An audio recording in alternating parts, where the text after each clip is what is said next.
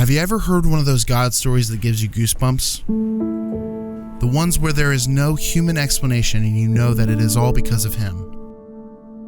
The story of how God provided in the early days of the Biblical Seminary of Colombia is one of them. Let's start with how it all began. It was 1944 and one mission society had just entered Colombia, in the midst of World War II and violence countrywide. OMS leaders Bud Kilbourne and Harry Woods saw a need. The strategy called for building a seminary to set a firm foundation aimed at serving the churches and denominations of Colombia. But where would they find a property to build the seminary? And where would they find the funds to purchase it? Well, in ways only God can work, within hours, they found a property at a reasonable yet still unattainable price. The seller demanded $20,000 in cash, and here's where the story gets good.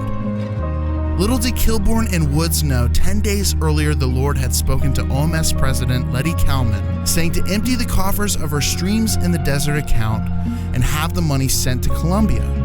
The next day, Kilbourne and Woods received 4 checks of $5,000 each, totaling $20,000.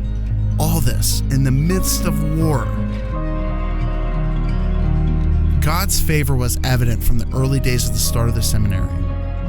In the 1950s and 60s, the seminary became a gathering place of the Colombian Evangelical Church. From 1975 to 1982, the seminary became independent from OMS, seeking to serve the body of Christ in Colombia. It reached 50% in Colombian faculty, and it hired its first Colombian rector, Dr. Jaime Ortiz. 1983 to 2000 was a time of growth and transitions, building more facilities, launching Bible institutes at night and in the Bella Vista prison, and strengthening its faculty. For the past 2 decades, the seminary has seen even more growth. It received university-level government accreditation in 2000, began an online education program in 2011, and has seen accelerated growth in non-formal education in Medellin and around Colombia. To date, we rejoice and celebrate the 663 graduates of the seminary, with 90% of those involved in ministry as pastors, missionaries, church planters, teachers, faith-based NGO workers, theological educators, and denominational leaders. The current seminary leadership team has a strong vision for the future. Their strategic plan through 2022 includes adding new graduate programs, opening a research center, and increasing the number of students in all programs.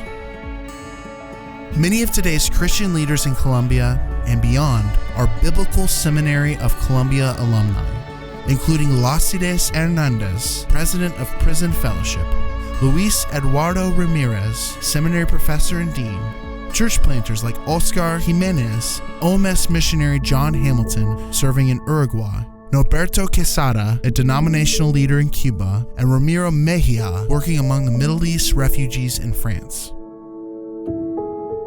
So what do we do with this God story?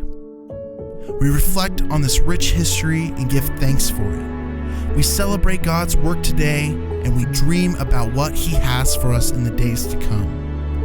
Partner with us for this exciting future. Give as we train the next generation of Christian leaders in Colombia and beyond.